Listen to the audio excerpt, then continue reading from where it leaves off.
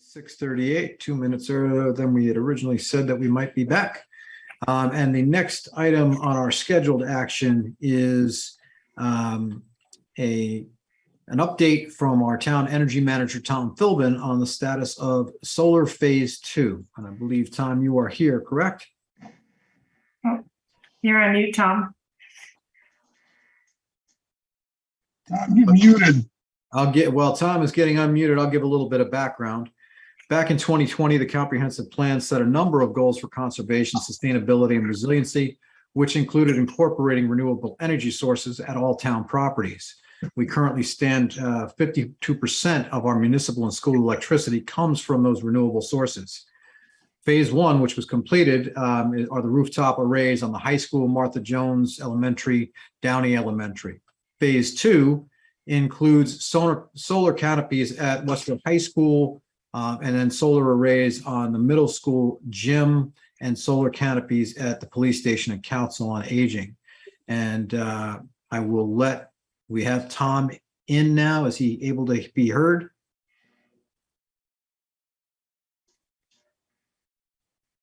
Yeah. Here he is. Need to put your video on, Tom. Okay. All right. No, it says you can't start the video because the host has stopped it, is the thing. Anyway, you have to do without my face. Very good, Tom. So why don't you pick it up with what we're proposing? Hold on a minute now. I got permission now, finally. There we go. Very good. There we go. Okay. Take it away, Tom. All right. This is the program phase 2. As you all know, we did a phase 1, and we have now started our phase 2. In phase 2, we have really 4 projects for sure, and 2 additional ones, which I think have a high probability of going forward. We finally got concurrence from the school committee to do the parking lot at the high school and to do the middle school roof addition. And then we have the Council on Aging canopies. We have some design gone forward on that. And then on the police station, the town hall in the back, we have some designs now reaching about 30% complete for those 4 projects that are coming along. So this is what we call phase 2. But in addition to that, if you see on the next slide, we have 2 additional areas. The next one, please, to Trish. The Deerfield School roof, we checked out, and there's no short-term plans that would make a problem for solar.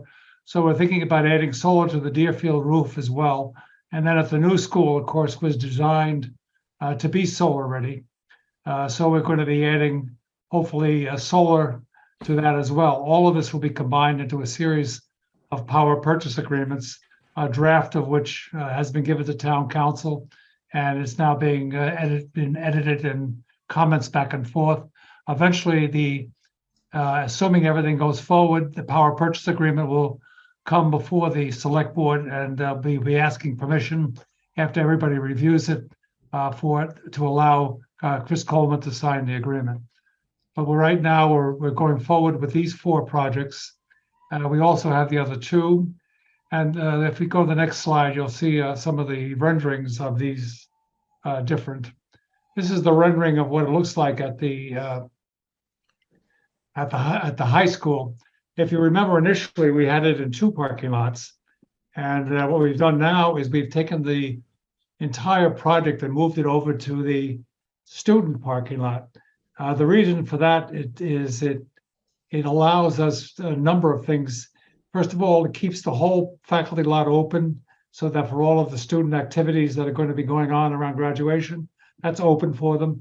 On Westwood Day, it allows for the large vendor vehicles to come in there. It also allows for a stage at the far end. If we go all the way to the right, you can see we keep that area open again for stages for Westwood Day. And then we back up the canopy so that if we go to the next slide, I think you'll see. Before you leave that one, this is even better. Yeah, the next one's even better. Go ahead. Yeah. See, you can see that the back row of the canopies, we're going to construct a concrete pathway And the canopies will then give shelter for anybody disabled who wishes to be sitting, or anyone at all really, who wishes to be watching the games on that field. This will give them rain and sun shelter for anybody there. And of course, the path itself, all part of the construction, will allow that to happen. This So this we tried to area take- known as the Loge boxes for that field? Pardon me? I mean, it just seems like premium seating for the field, that's all. It is premium seating, yes, that's, we're gonna, I guess we'll get them all take a little solar charge for that.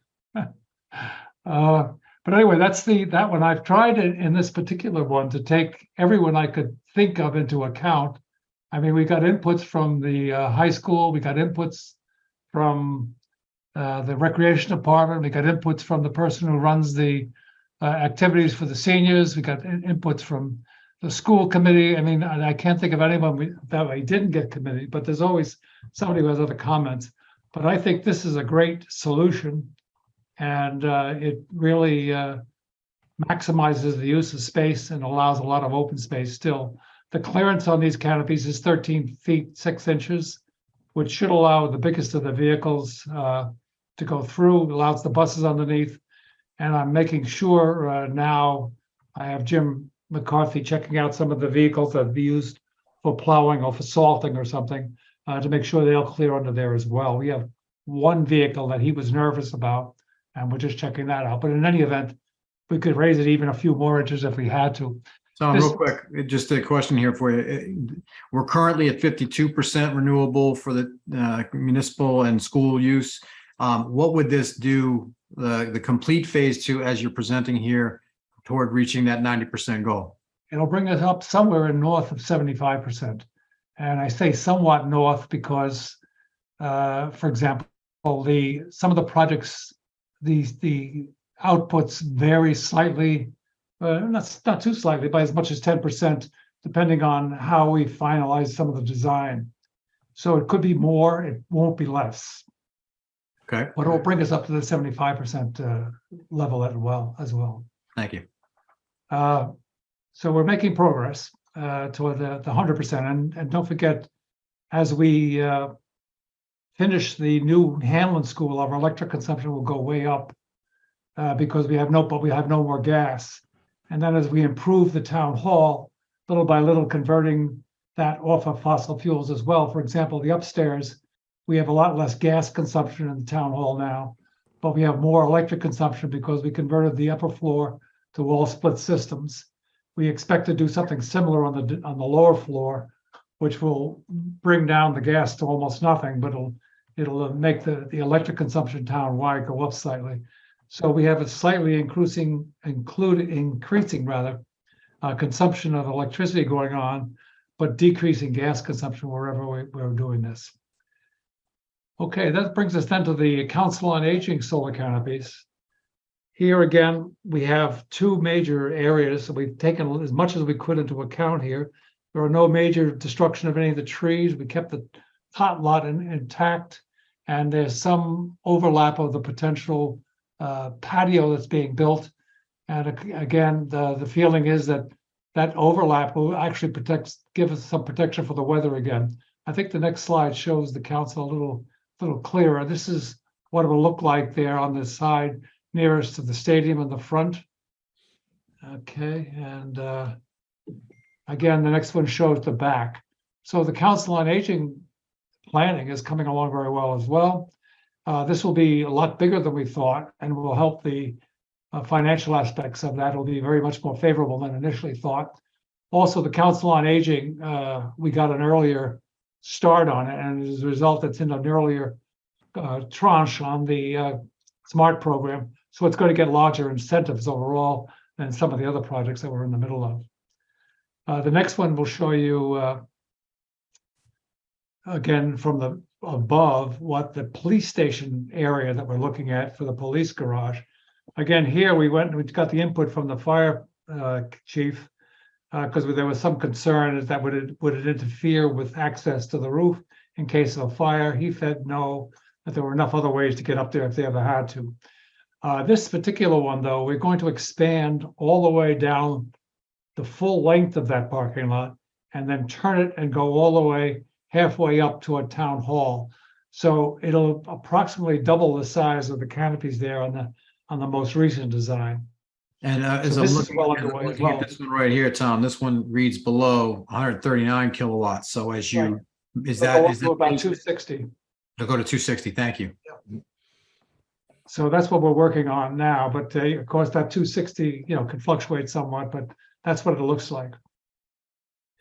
And then on the next slide, you can see what it would look like on the rooftop at Deerfield, and then the plan for the new Hanlon Deerfield, which is be 473 kW. That's a large installation, and that would bring that school to very, very close to near net zero, real zero in terms of consumption.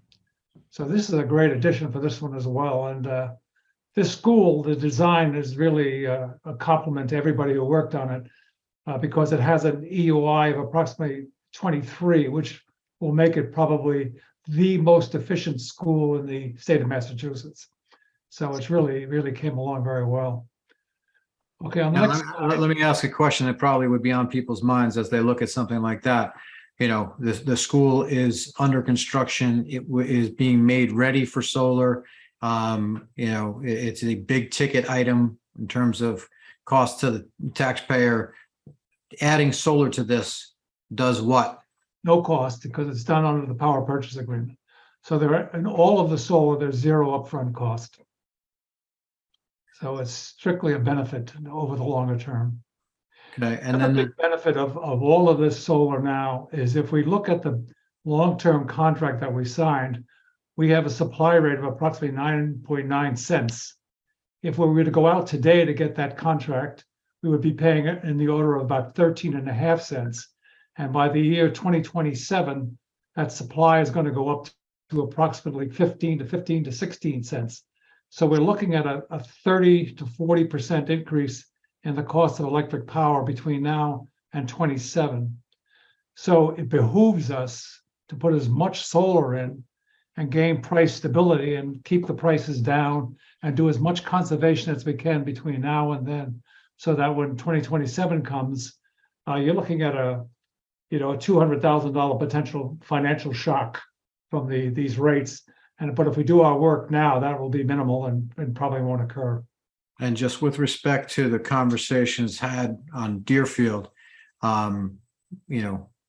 given, I think that's probably one that it's only 69 kilowatts of the total. So that's one I'd be interested in probing a little bit more on, just in terms of future use of that school. Well, we did. And of course, it's being used now. When the new Hanlon opens, that might become the school where they'll use while they're renovating Sheehan, which would take a number of years. So we're looking at 5 to 10 years, no matter what. And everyone I spoke to, regardless of what we choose to do with it, the solar would be a benefit, no matter what we did, because they wouldn't be touching the roof design with some of the preliminary thinking that's been going on now. So that's why we're looking at Deerfield. But you're right, it is, in terms of the size, a relatively small contribution to the total. Okay. Okay, the next slide, if I may. Yeah, well, we've been sold that we needed a lot more engagement with the locals in the town.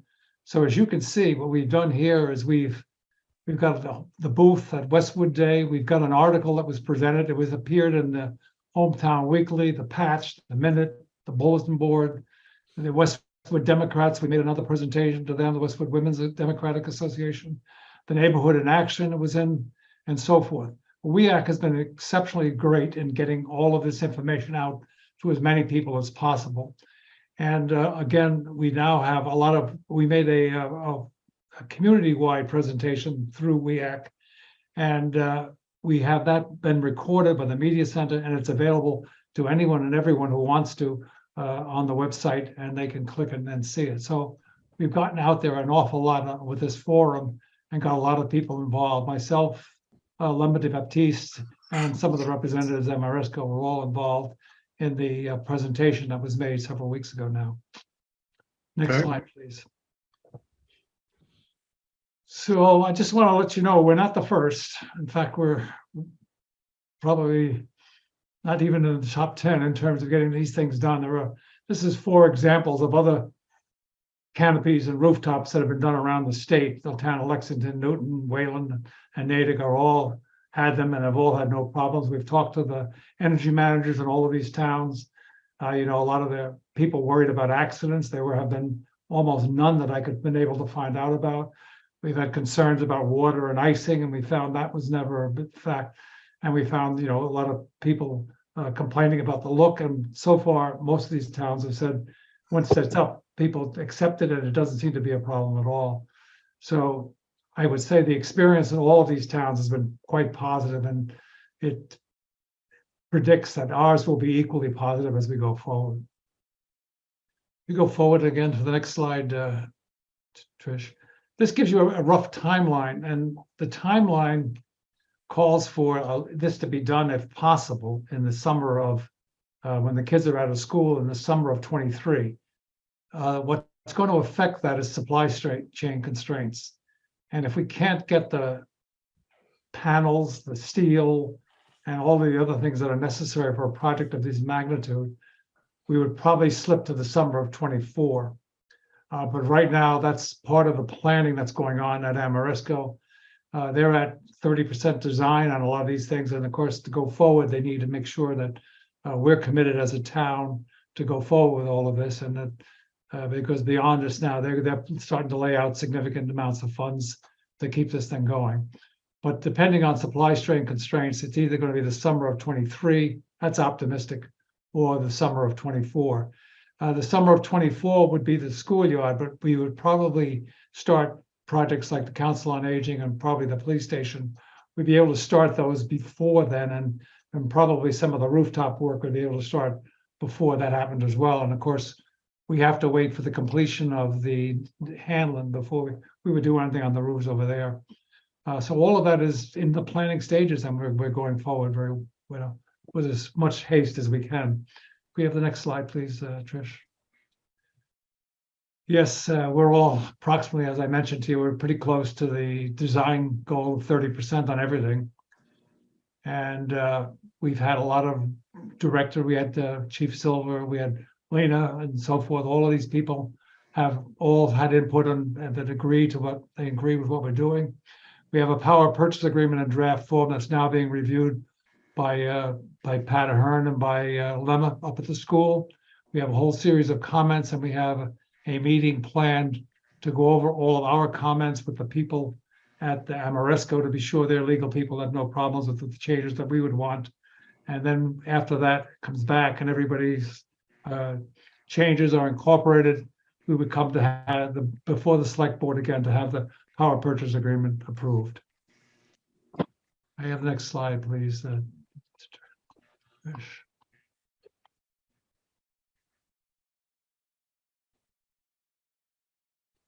Okay, is that it? That's it.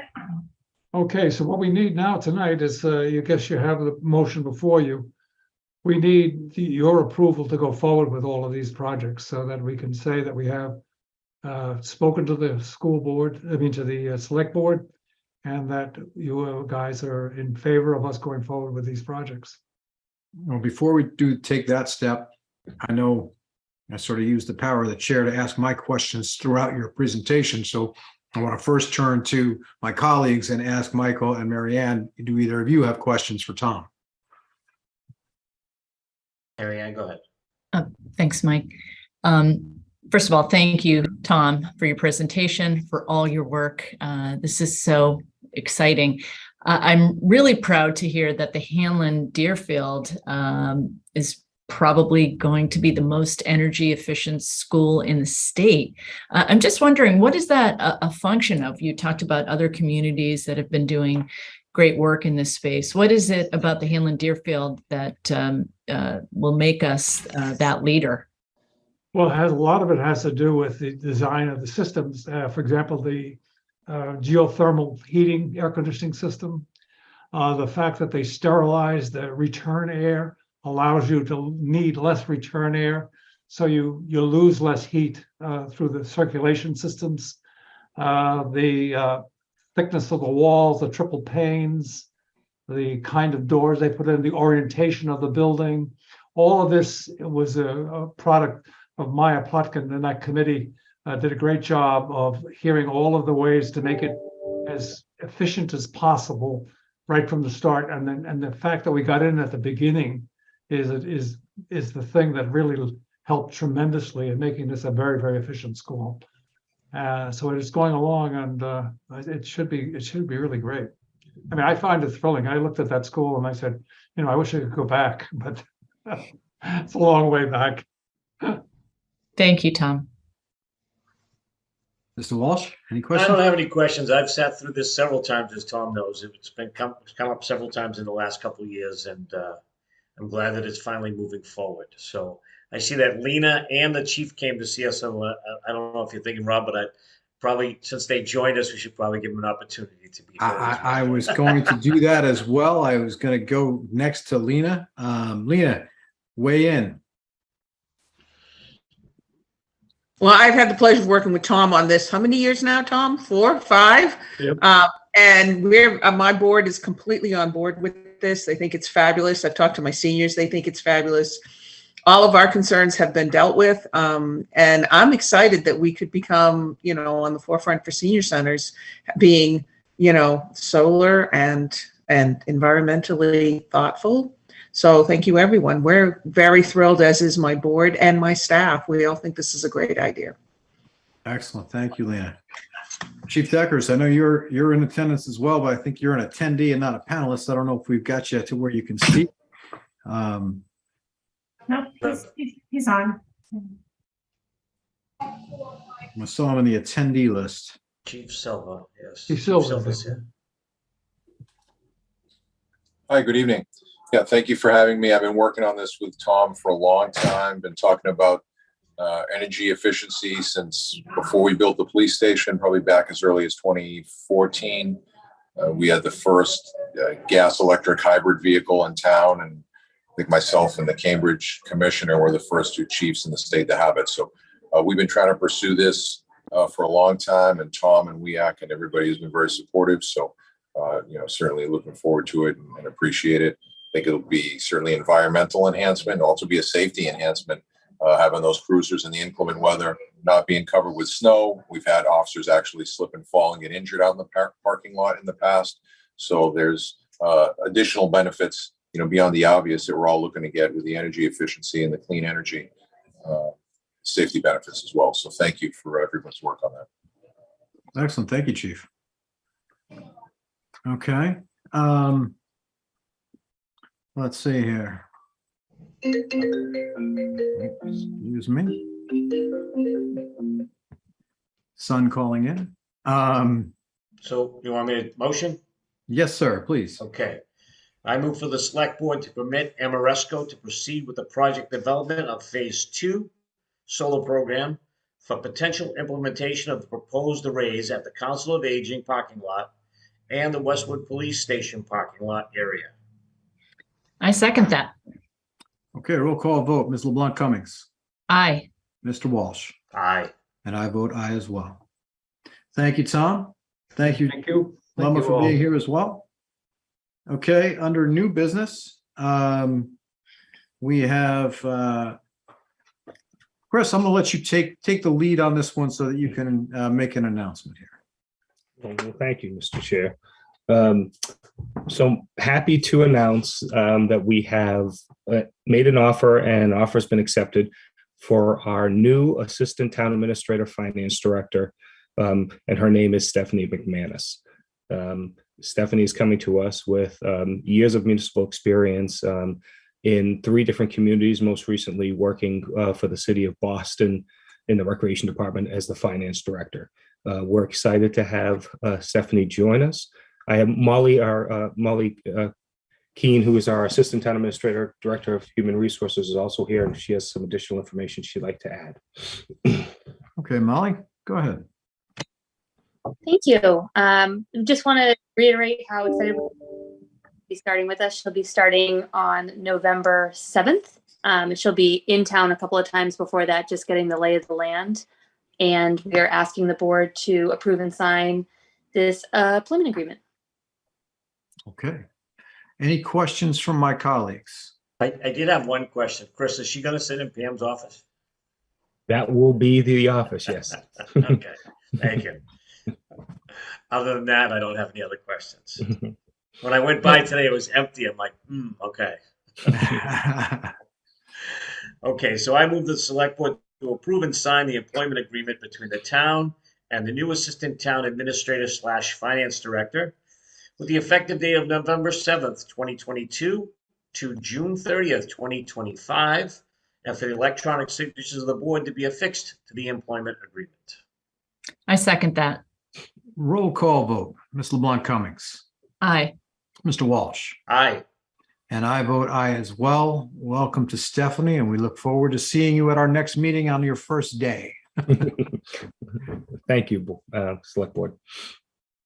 Okay. Let's see, I believe there is, The integrated agreement with SEIU. yes. Yes. Take us through the background on that one, Chris. I'm going to ask Molly, can you just walk us through that one, please? Absolutely.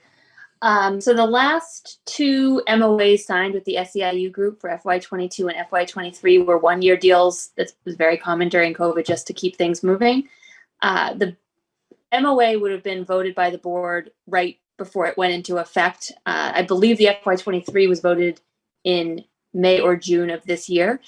After an MOA is accepted by both parties and the wages go into effect and the language is changed, somebody has to take the very tedious job in doing a red line of the existing collective bargaining agreement and integrating all of the language changes into that one document. So everybody's looking at the same document. So what we have here is the collective bargaining agreement from FY 19 to 21, and included into that now are the language changes that were agreed in 22 and 23. So this will be the document going forward that will be bargained soon enough.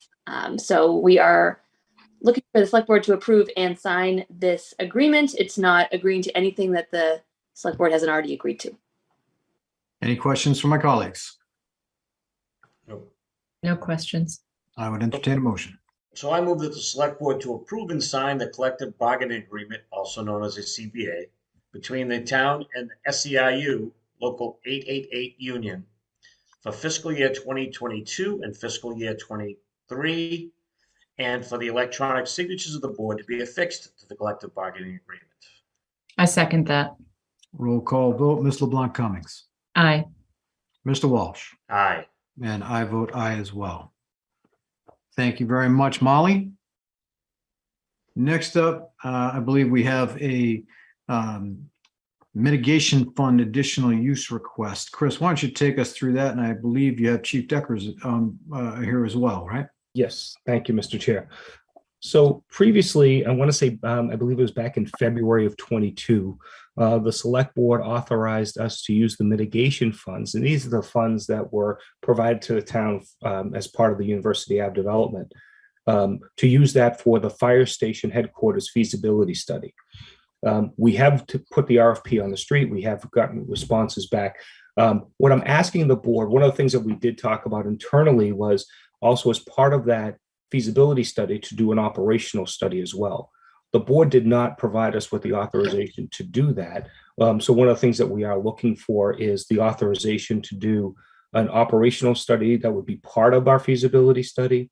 And then we have two other requests for you regarding public safety. One is a public safety infrastructure radio feasibility study. And that is, and Chief Deckers can certainly speak in greater detail about this, but that is the equipment and the network and the infrastructure that's in place for our public safety personnel to communicate using the radios both on their persons as well as in their vehicles, as well as dispatch.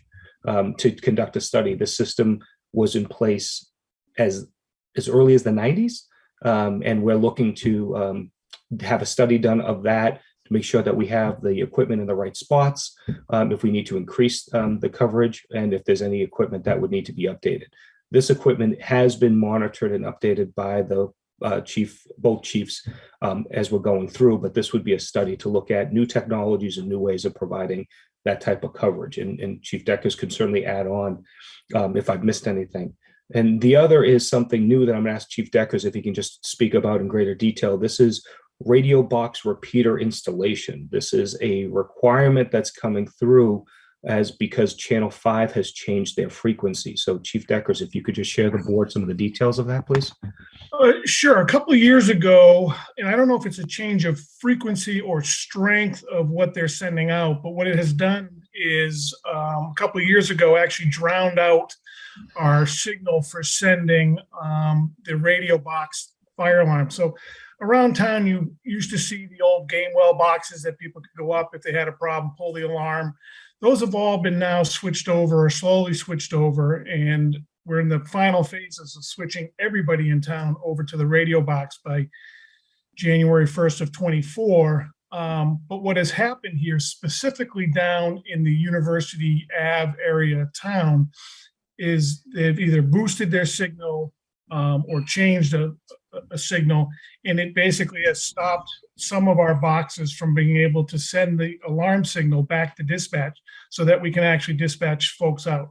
So we have to add additional equipment to the system, and that's what the money Chris is asking for this evening. It's just shy of, I think, $14,000 or $15,000 to put this repeater on that we have gotten permission to put on at Eversource, and along with some other equipment that we have up in that area. And that will grab that signal and then repeat it back to us so that we do not miss out on these alarms from these radio boxes. Thank you, Chief. And Mr. Chair, the recommendation that we have is not to go beyond the amount of money that the mitigation fund that we have in the mitigation fund, which is currently $350,000. We're just asking the board to provide authorization to use this fund for those other uses. So even if the anticipated amounts that we have are fully used for all four of the uses, we would still have funds left a little north of $100,000, approximately $106,000 left in that mitigation fund. Now, there may be some other funding sources that we could also use. We're still looking into that. So again, not looking to exceed that amount of money. Okay. Any questions from my colleagues? Just a comment that I think it's very important that we do the operational study in addition to the feasibility study for Station 1 so that we can better understand what our needs are now and what they're likely to be in the future, seeing as we're thinking of what the future needs of a building would be. And if we build a building, we'd want it to be around for hopefully 50 years. So I think it's very important to look at what those service levels are, what they need to be, what we want them to be. Okay. Mr. Walsh, any questions? None whatsoever. So that leaves us a balance in the funds for still $106,000, correct? Yes, Mr. Walsh, if the full amount was expended, yes. Okay. If there are no further questions, I would agree with Ms. LeBlanc Cummings in terms of the need for the operational study. And I know, Chief, you were relying in some way, shape, and form on, devices that were being installed on some of the buildings as they were being built, because I remember one of the restaurants down there having to add something to the top of their building in order to get that to be able to be safe and approved for occupancy. So I think that these are good uses of these mitigation funds. So with that, I would entertain a motion. Okay, I move that the select board to authorize the use of University Station mitigation funds for a fire department operational study, a public safety radio infrastructure feasibility study, and a radio box repeater installation. I second that. Roll call vote. Ms. LeBlanc Cummings. Aye. Mr. Walsh. Aye. And I vote aye as well. Okay. Thank you. Thank you, Chief. Thank you, Decker. Chief. Thank you. Steve. I appreciate it. And next up is to look at our meeting dates going out. Did anybody have, or did you all have a chance to look at the meeting dates that take us through May 2023? And did anyone have any questions or dates that they are conflicted with? Let me I don't.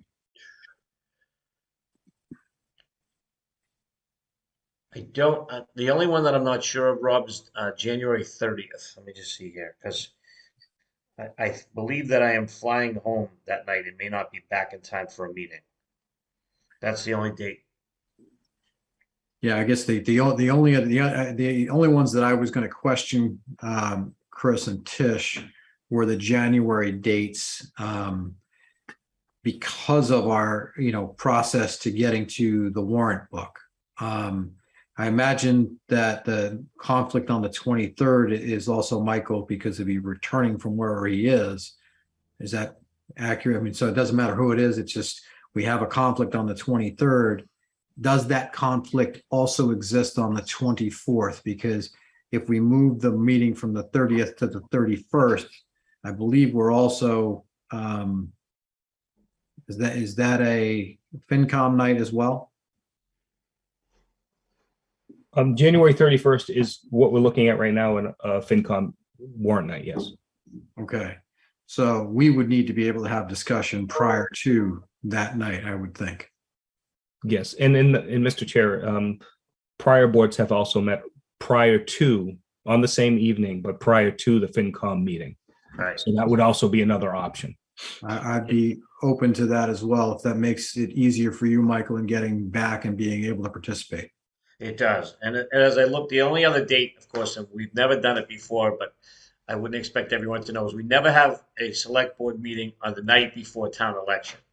We've usually moved that week to Wednesday after the town election. Okay, on the 24th of April, you're talking? Yes, to the 26th.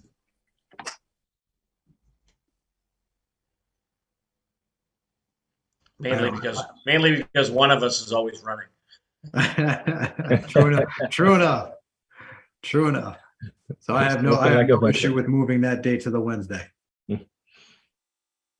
Marianne, any problem with that? It's fine with me. Mhm. Excellent. Thank you. Okay. So the 30th of January goes to the 31st of January prior to FinCom, and the 24th of April goes to the 26th of April. Yeah, other than that, everything looks great to me. Excellent. Thank you, everybody. And historically, the FinCom still meets at 7 o'clock, so you can have up to an hour beforehand to meet on the 30th of January, 31st of January, if you want to meet at 6. That sounds good. I think we have a plan. Okay. Moving to old business, that concludes new business. Moving to old business, continue our discussion about reconstituting the Long Range Financial Planning Committee. The original purpose of that committee is focusing on long-term financial issues such as 5-year projections of revenue expenditures, reserve accounts, what capital budgeting and planning policy should look like, our overall debt management, what health insurance and benefit costs are projected to be, our financial policies, and the impact on both residential and commercial tax rates and other post-employment benefits other than pensions. So the composition of the committee should be composed of the following voting members, and there are 13. And then some non-voting members that would be ex officio from departments. So the elected voting members would be a select board representative, and we have suggested the chair, and that has been the tradition. The school committee chair, the tax collector, the town treasurer, the chair of the planning board, the chair of the board of assessors, the chair of the audit committee or audit committee representative. And then we would have 6 voting at-large representatives from the community. Each of us has put forward 2 names, and I think this is an outstanding slate of individuals. I wanted to ask my colleagues if anyone had questions about any of the members proposed. Okay, hearing none.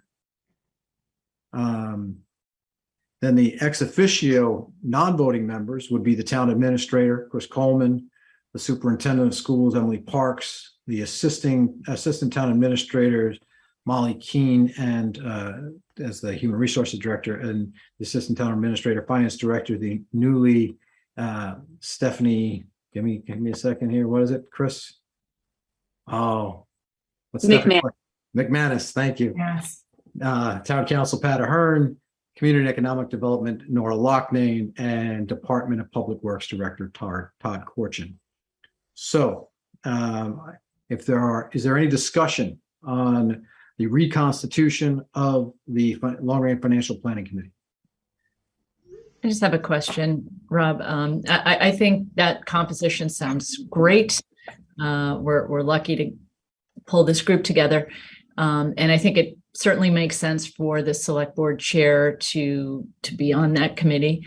But as far as other select board members, if they wanted to listen, what are we thinking? Obviously, we have to post. I just wanted to raise that issue. I'm going to defer to Town Council Pat Ahern on this one, and in terms of how we would approach that. I certainly value both of your points of view as well. So let's turn to Pat. So I think the meeting obviously is going to have to be a posted meeting.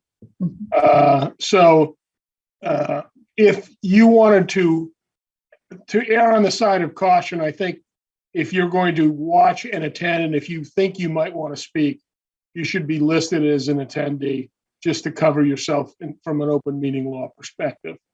That's what I would recommend. I would love the opportunity to listen so that there's continuity and hear the discussion. I'm not sure that, if this is able to be recorded given our capacity. I think that this is one that we should look to have recorded, given that we're only looking to have these as quarterly discussions because of the sort of lack of dynamic nature of the topic. I think it would behoove us to do that, even if that sort of fell outside of the current agreement with what we have with Westwood Media Center. So we can revisit making sure that those are recorded, because I think that would be a benefit to the community as well. I think so too. Great. Thank you. Michael, any questions? No, I'm glad we're revamping that committee. Excellent. Then I would entertain the actions as suggested. Okay. So there are three separate motions, and let's start with first. To appoint that the select board take the following actions. First, to appoint select board chair Rob Gotti as a member of the Long Range Financial Planning Committee with a term to expire on June 30th, 2023, or until the board reorganization in the spring of 2023. I second that. Okay, roll call vote. Ms. LeBlanc Cummings. Aye. Mr. Walsh. Aye. And I vote aye as well. Second, to appoint Nancy James, Skip Wells, Joe Privatera, Kyle Jordan, Julianne Bride, and Melissa McDonough as at-large resident representatives on the Long Range Financial Planning Committee with terms to expire on June 30th, 2023. I second that. And before I take a vote on that, I just want to, commend all of us on the diversity of this group. We have seniors who've been in town for a long time, as well as young parents who hope to be in town for a long time. And the conversations that will be had at these meetings will have a longer impact on them. So with that, I will move to a roll call vote. Ms. LeBlanc Cummings. Aye. Mr. Walsh. Aye. And I vote aye as well. And finally, to appoint Chris Coleman, Emily Parks, Molly Keene, Patrick Ahern, Nora Locknane, and Todd Korchin as ex officio members of the Long Range Financial Planning Committee with terms to expire on June 30th, 2023. I second that. Mr. Chair, may I ask a question? It may be the question that was on the tip of my tongue, but by all means, sir. And given the most recent vote of select board this evening with our new assistant town administrator, finance director, I'd like to recommend adding Stephanie McManus to that ex officio list, if that's okay with the board. Wait, you want us to do a long range financial planning and you want us to add the financial director? It may sound odd, yes, but that's what I would recommend. Okay, I add that we include Stephanie McManus, the new finance director, to be included on the ex officio members as we just announced. And I I have- second that. Very good. I will take a roll call vote on this, but before we conclude this item, I believe we may have missed an opportunity to, do we need to vote in the other elected representatives as voting members of this committee? I believe you do. I don't think you've done that yet. We have not. So we will take the vote on the ex officios, and I will call roll call vote. Ms. LeBlanc Cummings, Aye. Mr. Walsh, Aye. and I vote aye as well. If And finally, so that we also, that the select board approve the elected official representatives who will serve as a voting member of the Long Range Financial Planning Committee to include a select board representative, a school committee representative, the town tax collector, the town treasurer, a planning board representative, a board of assessors representative, and the audit committee representative. I second that. roll call vote on that, Ms. LeBlanc Cummings, Aye. Mr. Walsh, Aye. and I vote aye as well. Thank you to, Chairman, can I ask a procedural question if I may? you may. Is it your intent as a board to have those committees nominate who they want to serve from their committee? I think that the intent is to have the chair serve unless they choose not to and they want to appoint, designate another representative. Yes. Okay, thank you. Do we need to amend that motion to specify that, sir? I think you should, because that's your intent. And so you're saying that the chair will serve of those committees unless they designate someone else. Okay, let's redo that motion. I say that, move that the select board approve 7 voting members to include the chair of each of these committees unless they designate someone other than the chair to serve on the Long Range Financial Planning Committee. Those include the select board, the school committee, the town tax collector, town treasurer, planning board, the board of assessors, and the audit committee. I second that. And I will do a roll call vote. Ms. LeBlanc Cummings, Aye. Mr. Walsh. Aye. I vote aye as well. Thank you, Mr. Walsh, for the sort of on-the-fly ad lib of that one. That was helpful. Thank you, Pat, for pointing out the procedural item. We are now into approval of regular minutes. Did anyone have any questions on the minutes from either September 12th, 2022 or October 11th, We have 2022? one Mr. appointment. Chair, you have one appointment? Only one appointment. on Oh, I'm Commissioner sorry. Disability. From I- Ms. O'Regan. Thank you. We have an appointment to some of our boards and committees, and I believe we have several openings that I'll let people know about that we're looking for people to serve. We have the Cemetery Commission, the Commission on Disability, the Dedham Westwood Water Commissioner representing our town on that, the Housing Partnership and Fair Housing Commission, the Pedestrian and Bike Safety Committee, and the Westwood Cultural Council. Chris, I believe you have a new appointment for the Commission on Disability. Yes, Mr. Chair. The chair of the Commission on Disabilities, Ann Barry Goodfellow, and I did meet with this candidate, Missy O'Regan, and we would unanimously recommend to the select board that she be appointed to the Commission on Disabilities. We think she'd be a great addition to the commission as well as the community in which she wants to serve. And she's a Knowing, really, really great person. knowing Missy as well as I do, I would say that she is an absolute wonderful addition to this commission. And we would thank her for her willingness to serve in that capacity. Any questions from either of my colleagues? I echo what you just said, Rob. Excellent. So I move the select board to appoint Mary Alice, also better known in town as Missy O'Regan, as a member of the Commission on Disability for a term to expire on June 30th, 2025. And it is my great pleasure to second that. Roll call vote. Ms. LeBlanc Cummings, Aye. Mr. Walsh, Aye.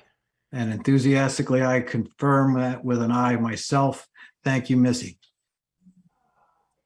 Okay, now moving on to my question regarding the minutes from the September 12th, 2022 and the October 11th, 2022 meetings. Any questions or changes required by either of you? Nope. No. All Okay. right, I would entertain a motion. So I move hold on, lost my screen here.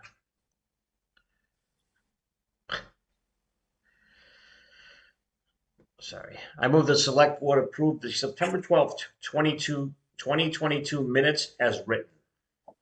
I second that. Ms. LeBlanc Cummings, Aye. Mr. Walsh, Aye. and I vote aye as well. And I also move that we select board approve the October 11th, 2022 minutes as written. Second. Ms. LeBlanc Cummings, Aye. Mr. Walsh, Aye. and I vote aye as well. And for everyone's next information, our next meeting is scheduled for November 7th, 2022, right here on Zoom at 6 p.m. And unless there are any questions from the public and press, I will move us to, or I would entertain a motion to adjourn. So I move that the select board adjourn our Monday night, October 24th, 2022 meeting. I second that. Ms. LeBlanc Cummings, Aye. Mr. Walsh, Aye. and I vote aye as well. Thank you, everyone. Have a good night and go Pats. Good night, Thank you. everyone. Thank you. Night, everyone.